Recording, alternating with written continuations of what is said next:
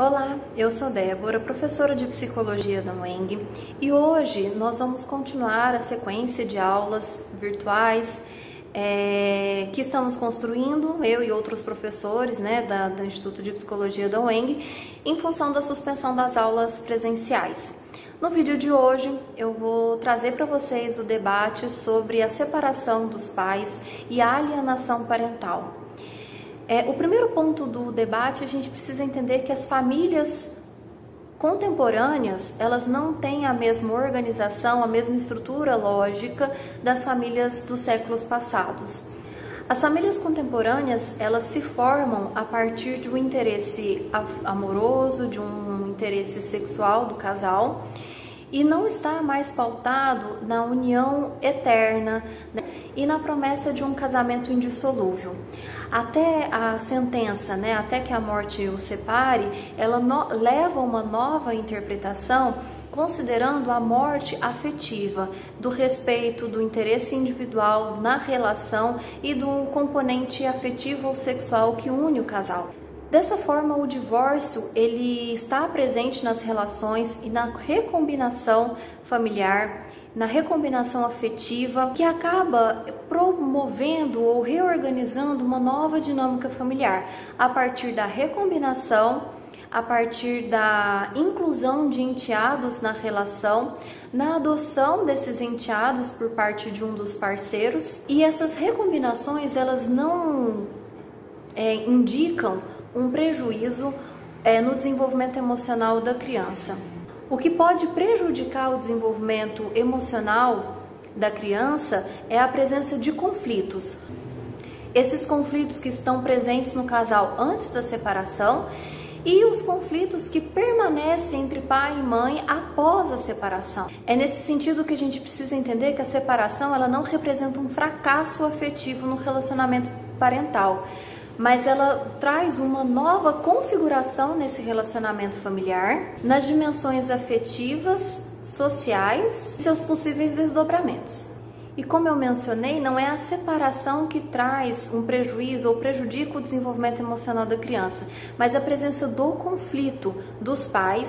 que podem provocar sofrimentos psíquicos à criança, e a presença de um relacionamento pautado na rivalidade, na acusação, no ódio dos pais, o que pode prejudicar seu desenvolvimento emocional, a segurança que essa criança tem em um dos pais ou no par parental, prejudicando também na identificação que essa criança vai ter com a mãe ou com o pai ou nessa dinâmica familiar. Quando o casal se separa e o conflito se mantém entre os dois, trazendo a criança, colocando a criança nesse lugar de rivalidade, como objeto de disputa, em que um dos pais acusa ou afeta, denigre a imagem do outro, é considerado alienação parental. Alienação parental é um termo então jurídico que diz dessa dinâmica em que o rompimento afetivo do casal inclui o conflito da qual a criança passa a ser um objeto de disputa. A alienação parental é uma prática passível de censura jurídica em que a parte alienada, ou seja, aquele que sofre o poder da alienação parental, pode buscar ou recorrer a instâncias jurídicas para a solução da questão. Por definição, vou apresentar um trecho para vocês da Lei 12.318, de 26 de agosto de 2010, que indica a alienação parental com os seguintes termos. A alienação parental, portanto, se configura pela interferência da formação psicológica da criança e do adolescente induzida por um dos genitores, avós ou familiar que tem a guarda ou responsabilidade de cuidados e educação, interferindo em seus laços afetivos com um ou mais membros da família. Então aqui a gente já vê uma definição ampla da alienação parental. Não é só dos pais em conflito entre si, mas também podem ser realizada por qualquer outro membro da família, como os avós, os tios, que possuem a guarda dessa criança e que visa prejudicar ou a tornar fragilizado o vínculo dessa criança com outro familiar. Em geral, a alienação parental, ela aparece na separação do casal, mas pode ser realizada por por outros membros da família. Continuando então, a alienação parental, diz respeito às distorções afetivas que prejudicam a imagem de um membro da família,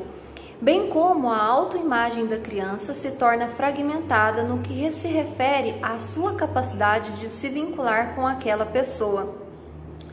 Fere o direito da criança ao convívio familiar saudável, prejudica a construção do vínculo afetivo, desautoriza a imagem de um dos genitores ou familiares deste e constitui abuso moral à criança ou adolescente. Então, nesse sentido, a gente entende que a alienação parental é um modo de conflito que está presente nas relações familiares e que tende a prejudicar ou distorcer a imagem de um familiar para essa criança, o que pode trazer danos emocionais, psicológicos, inseguranças, insatisfações com aquela figura, debilidade e fragilidade no vínculo que ela vai estabelecer com essa figura da família, com esse membro da família, de modo que constitui um abuso moral à criança ou adolescente.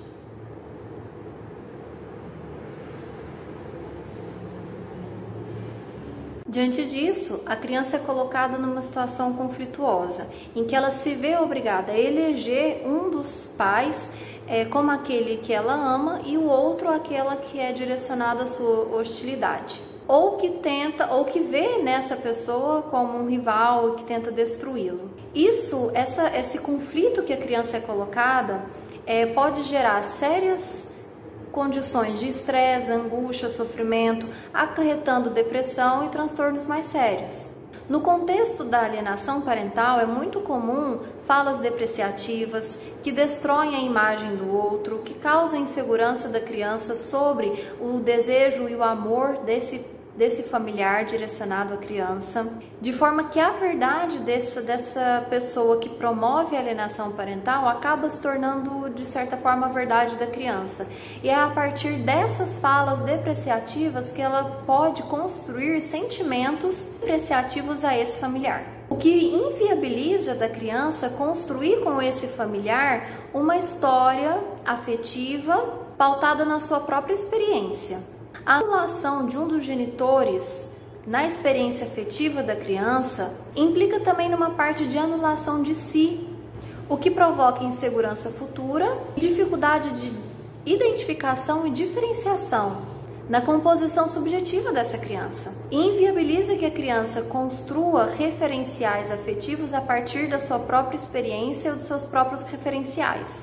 A alienação parental, ela prejudica sim e interfere no relacionamento da criança com um dos genitores, além de trazer sentimentos de insegurança em relação à figura materna ou paterna acusada, e a criança também pode experimentar sentimentos de culpa ao demonstrar afeto ao genitor que tem a sua imagem denegrida. Muitas vezes os pais, eles não têm noção, não têm ciência dos conflitos psicológicos e emocionais que eles acabam provocando na criança em função de colocar essa criança na rivalidade do casal que separou, que não deu certo, e enfim, depositando nessa criança as suas próprias frustrações em relação àquele relacionamento que de certa forma fracassa em termos de casamento. Na inabilidade do casal de promover uma nova configuração afetiva, um novo modo de se relacionar, respeitando o desenvolvimento e a singularidade da criança, essa criança é colocada nesse conflito como um objeto a mais de disputa e de rivalidade no casal, de forma que essa criança ela pode ser utilizada inclusive como um objeto de vingança, um objeto de acusação, um objeto de troca. E isso é um grande problema, trazer a criança como objeto de conflito. Afinal de contas, não está sendo considerada a sua subjetividade, os seus sentimentos, a necessidade que ela tem de criar um vínculo com o pai ou com a mãe, e ela está sendo mais uma vez utilizada ou sendo reconhecida como um objeto de disputa. Quando a criança é colocada na situação de alienação parental, ela pode concordar de certa forma com esses ataques em função do vínculo afetivo que ela estabeleceu com o pai ou com a mãe, colocando o outro genitor também como esse objeto de ataque. Nesse sentido, ela se torna inviabilizada de ter experiências positivas, afetivas e que possa criar suas próprias experiências e seus referenciais com esse genitor. De certa forma, é retirado dessa criança um direito de convivência familiar, de estabelecimento de vínculo. Na condição de existência ou persistência dos conflitos, pode ser sim reconhecido a alienação parental como um problema que deve ser mediado, então, por acompanhamento social, psicológico e jurídico. No acompanhamento psicológico, a criança é oportunizada a construção de uma nova posição subjetiva, de forma com que ela possa construir uma imagem parental pautada nas suas próprias impressões, reorganizar os seus afetos para um melhor desenvolvimento psicológico e emocional, e se prevenir diante dos sofrimentos psíquicos causados pelas mensagens degradantes ou pelas mentiras implícitas e explícitas direcionadas à criança em relação àquele familiar, o pai ou a mãe que está tendo a imagem regrida. É nesse sentido que o acompanhamento psicológico também deve se estender a alguns diálogos com os pais, seja na modalidade de casal, seja na modalidade individual, tentando proporcionar um espaço de escuta e reflexão diante de uma nova configuração familiar, de forma com que a criança possa ser reconhecida enquanto um sujeito, enquanto uma criança, uma pessoa em desenvolvimento e que necessita do acordo ou do vínculo afetivo dos pais direcionados ao investimento na criança e não à degradação da imagem do outro, do genitor, colocando essa criança como mais um objeto de disputa, como mais um objeto de acusação, projeção das frustrações e fracassos desse relacionamento ou dessa união, né, que se dissolveu. É possível um novo acordo de relacionamento e de se relacionar com a criança e com as novas formações familiares possíveis a partir da separação e dos novos casamentos. Bom, e com isso a gente fecha, né, o nosso vídeo de hoje. Uma rápida elucidação sobre o que é a alienação parental e qual é o impacto, o efeito subjetivo que essa situação conflituosa dos pais pode provocar e potencializar prejuízos emocionais no desenvolvimento da criança. Obrigada por sua paciência de assistir esse vídeo até o final e no próximo vídeo nós continuamos com mais questões sobre a clínica e temas de diálogo para as nossas intervenções terapêuticas e de pesquisa. Até lá!